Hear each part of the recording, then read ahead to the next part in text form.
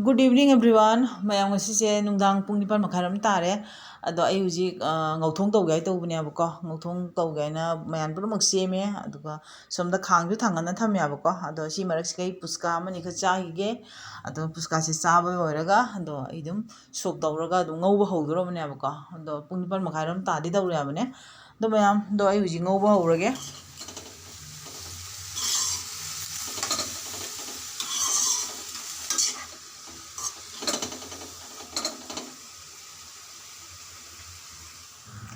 Hojik ai ngauthong jeng makhum gupsaba ngak thamge adugagi ngasidi khesi chage tawri mayam ado ngasi mosori tengkon macha amga muk tengkon macha amga adugagi somdana chengje tengkon macha ni ga lawrage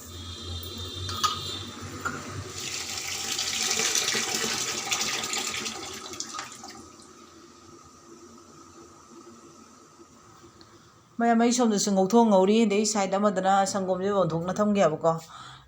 ngasai yukta half meter ka bawa du do thokre ada hujikse half meter ka proke tawbako do phangakta na ne packet machani ga pore aji patara tara pi abako ada nungdhin da baroga na 13 tayaba ada sini mayam ani ga puna ga yaba ani ga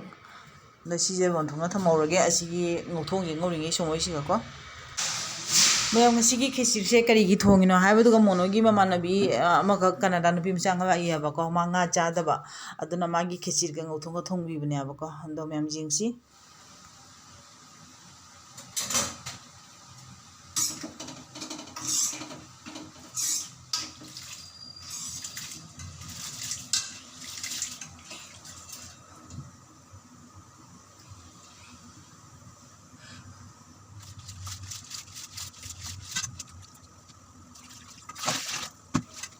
do mayam hojingna aina khesirje hek thonggai tawrpanda ko moy pasa ba ya ko hojik pung 8 tali tawre adu ma lakpaga cha thai amandi cha jam pamji abne ko ando mai cha khatang bonbi gai tawre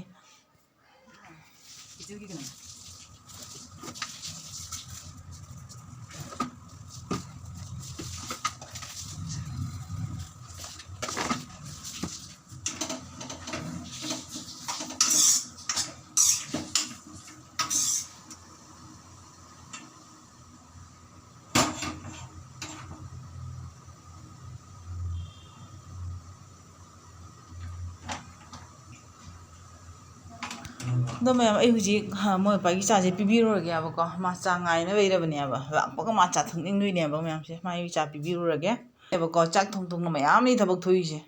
do mai cha je pibiro rage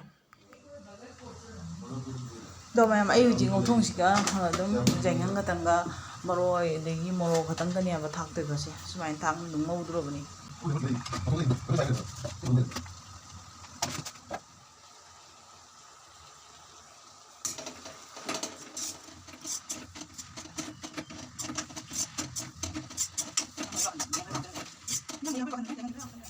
mayam ngasidi akhoi khechirse kano do oina tawrage cooker do oina tawrage ado aina ngasai thau jaijin khraga be mawbo khra dunia base siga hijabi se do mayam ai huji khechir thongba howrage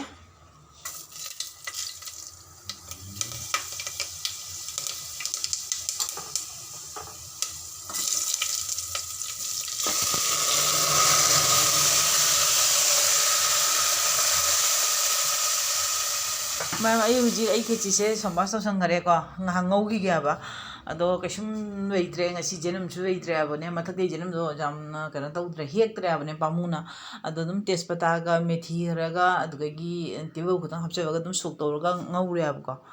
do mayam sine do makhum jeng chana ngak thong gyaba ko somdana aigi ngauthong je okhak namlap laure abako ngakanga omaga di jaga do mong mage okhang munjaba abako hago do mongi mage sumaina ngauthong chala ba kuire mayam do sigana mayam akhoi aigi khesirse ngase ngaura makhum sana thamya abako ando makhum jang loga ghi se jumna sema ghi do khatang kana to san gya bane hapchabaga ngau gya ba manam je nuksina ba do mayam ai huji kana ghi thaki bado phajana otpi re abako do huji ising je haijan gra gya abako mayam ai huji magi akhoi khechir sigi chang ising hapi re abako ado igi ghi ju hapure ade ghi khatang ga hen hapchabe abako do sini mayam ado mana masing thanga chaning musu mana masing so mo weitre ado huji makhum je kupsan biragane city ama ani muka amani aba ꯑꯗꯣ ꯃꯊꯪ ꯇꯥꯕ ꯑꯃꯨꯛ video ꯌꯦꯡꯁꯤ ꯃꯌꯥꯝ ꯑꯗꯣ ꯃꯌꯥꯝ ꯉꯧꯊꯣꯛꯉꯁꯤꯒ ꯂꯩꯔꯦ ꯑꯗꯨꯗꯒꯤ ꯑꯩꯁꯦ ꯍꯧꯖꯤꯛꯅꯦ ꯅꯨꯡꯗꯥꯡꯁꯦ ꯖꯦꯅꯝ ꯈꯛꯇꯪ ꯍꯦꯛꯎꯔꯤꯕꯀꯣ ꯈ꯭ꯋꯥꯏ ꯃꯊꯛꯇꯅꯦ ꯖꯦꯅꯝ ꯈꯛꯇꯪ ꯁꯣꯛ ꯇꯧꯁꯟꯒꯦ ꯍꯥꯏꯅ ꯃꯌꯥꯝ ꯑꯗꯨꯒꯤꯅꯤ ꯑꯗꯣ ꯍꯧꯖꯤꯛ ꯀꯨꯀꯔꯁꯦ ꯃꯈꯨꯝ ꯍꯥꯡꯗꯣꯛꯀꯦꯕ ꯃꯌꯥꯝ ꯁꯤꯅꯤ ꯃꯆꯨꯁꯦ ꯐꯖꯕ꯭ꯔꯥ ꯐꯖꯗꯕ꯭ꯔꯥ ꯈꯪꯗꯦ ꯃꯆꯨꯁꯨ ꯌꯥꯝ ꯊꯥꯛꯈꯤꯗ꯭ꯔꯦ ꯑꯗꯣ ꯁꯤꯅꯤ ꯑꯁꯤ ꯃꯊꯛꯁꯤꯒ ꯑꯩꯈꯣꯏꯒꯤ ꯖꯦꯅꯝꯁꯦ ꯆꯣꯝꯕꯥꯁ ꯈꯛꯇꯪ ꯇꯧꯁꯟꯒꯦꯕꯀꯣ ꯃꯅꯝꯁꯦ ꯅꯨꯡꯁꯤꯅꯕ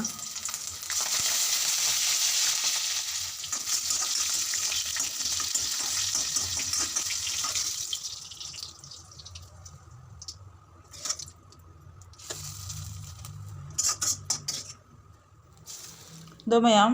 ꯑꯩꯅ ꯍꯧꯖꯤꯛ ꯊꯣꯡꯖꯕ ꯈꯦꯆꯤꯗꯨꯒ ꯉꯧꯊꯣꯡꯗꯨꯒ ꯁꯤꯒ ꯂꯩꯔꯦ ꯑꯩ ꯄꯨꯈꯝ ꯑꯃ ꯁꯦꯝꯅ ꯊꯝꯃꯦꯕꯀꯣ ꯑꯗꯣ ꯃꯊꯪ ꯇꯥꯕ ꯚꯤꯗꯤꯑꯣ ꯑꯃꯨꯛ ꯌꯦꯡꯁꯤ ꯃꯌꯥꯝ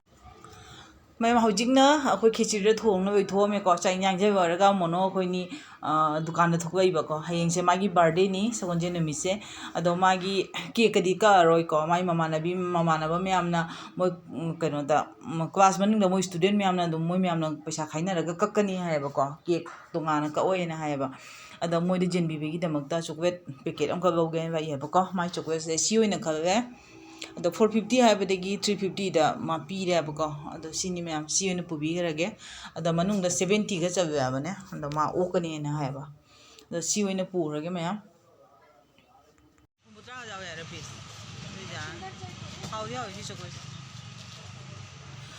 ꯃꯌꯥꯝ ꯍꯧꯖꯤꯛ ꯃꯣꯅꯣꯒꯤ ꯃꯥꯏ ꯆꯣꯀ꯭ꯂꯦꯠꯇꯣ ꯂꯩꯕꯤꯔꯦꯕꯀꯣ ꯑꯗꯣ ꯍꯧꯖꯤꯛ ꯈꯣꯡꯎꯞ ꯗꯨꯀꯥꯟꯗ ꯆꯪꯉꯛꯑꯒ ꯃꯄꯥꯒꯤ ꯈꯣꯡꯎꯞ ꯑꯃꯃꯨꯛ ꯖꯦꯡꯕꯤꯔꯤꯕꯅꯦ ꯑꯗꯣ ꯁꯤ ꯖꯦꯡꯕ ꯂꯣꯏꯔꯒ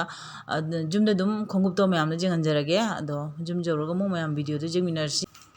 ꯑꯗꯣ ꯃꯌꯥꯝ ꯑꯩꯈꯣꯏ ꯌꯨꯝ ꯌꯧꯔꯦꯕ ꯑꯗꯣ ꯃꯣꯏ ꯃꯄꯥꯒꯤ ꯍꯧꯖꯤꯛ ꯂꯩꯕꯤꯔꯛꯄꯗꯣ ꯁꯤꯒꯤ ꯈꯣꯡꯎꯞꯁꯤꯅꯦꯕꯀꯣ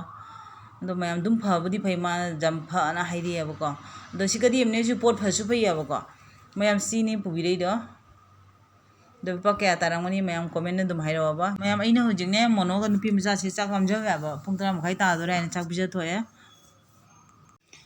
ꯃꯌꯥꯝ ꯍꯧꯖꯤꯛꯅ ꯄꯨꯡ 12 ꯍꯦꯛ ꯇꯥꯕ ꯃꯇꯝꯅꯦꯕꯀꯣ ꯃꯣꯅꯣꯒ ꯌꯥꯝꯅ ꯇꯤꯟꯅꯕ ꯃꯃꯥꯟꯅꯕ 5-6 ꯈꯛ ꯂꯩꯌꯦꯕꯀꯣ ꯑꯗꯣ ꯃꯣꯏ PGꯗ ꯂꯩꯕ ꯑꯉꯥꯡꯁꯤꯡꯅꯤ ꯑꯗꯣ ꯅꯨꯡꯗꯥꯡ 12 ꯍꯦꯛ ꯇꯥꯕꯗ ꯃꯣꯏ ꯃꯁꯦꯟ ꯍꯥꯏꯅꯔꯒ ꯂꯥꯏꯔꯤꯛ ꯃꯥꯔꯦ ꯑꯩꯈꯣꯏꯗꯤ ꯀꯩꯁꯨꯝ ꯈꯪꯗꯦꯕꯀꯣ ꯅꯨꯡꯗꯥꯡ ꯊꯣꯡ ꯄꯨꯔꯛꯏꯕꯀꯣ ꯑꯗꯣ ꯃꯌꯥꯝ ꯃꯣꯏꯅ ꯌꯥꯝ ꯅꯨꯡꯁꯤꯅ ꯁꯨꯃꯥꯏꯅ ꯀꯦꯛꯀ ꯄꯨꯕꯤꯔꯛꯅ ꯀꯦꯛꯀ ꯀꯛꯄꯤꯅ ꯕꯥꯔꯣꯗꯒ ꯇꯧꯔꯤꯁꯦ ꯊꯃꯣꯏ ꯌꯥꯝ ꯅꯨꯡꯁꯤ ꯑꯗꯣ ꯁꯨꯃꯥꯏꯅ ꯀꯦꯛ ꯄꯣꯔꯛꯏ ꯀꯥꯏꯅ ꯃꯌꯥꯝ ꯅꯣꯡꯅꯕꯤꯅꯨ ꯑꯉꯥꯡ ꯃꯄꯥꯟꯗ ꯇꯝꯕ ꯑꯉꯥꯡ ꯉꯥꯛꯇꯅꯤ ꯑꯗꯣ ꯁꯨꯃꯥꯏꯅ ꯃꯃꯥ ꯃꯄꯥꯅ ꯄꯩꯁꯥ ꯄꯤꯔꯛꯄ ꯈꯖꯤꯛ ꯈꯔ ꯄꯣꯀꯦꯠ ꯈꯣꯔꯁꯇꯒꯤ ꯄꯨꯊꯣꯛꯑꯒ ꯁꯨꯃꯥꯏꯅ ꯃꯃꯥꯟꯅꯕꯒꯤꯅꯤ ꯍꯥꯏꯅ ꯁꯨꯃꯥꯏꯅ ꯀꯦꯛꯀ ꯄꯨꯔꯛꯅ ꯄꯤꯖꯕꯒꯁꯦ ꯌꯥꯝ ꯅꯨꯡꯁꯤꯌꯦ ꯃꯌꯥꯝ ꯑꯗꯣ ꯃꯌꯥꯝ ꯏꯆꯥꯅꯨꯄꯤꯒꯤꯗꯃꯛꯇꯁꯨ ꯃꯌꯥꯝ ꯋꯤꯁ ꯇꯧꯕꯤꯔꯛꯑꯣ ꯑꯗꯣ ꯁꯤꯅꯤ ꯃꯌꯥꯝ ꯉꯁꯤꯒꯤ ꯕ꯭ꯂꯣꯒꯁꯦ ꯑꯗꯣ ꯃꯣꯏꯒꯤ ꯃꯁꯛꯀꯗꯤ ꯎꯠꯆꯕ ꯉꯝꯖꯗ꯭ꯔꯦ ꯀꯩꯅꯣ ꯍꯥꯏꯗ ꯃꯣꯏ ꯎꯠꯄꯤꯒꯅꯣ ꯍꯥꯏꯅ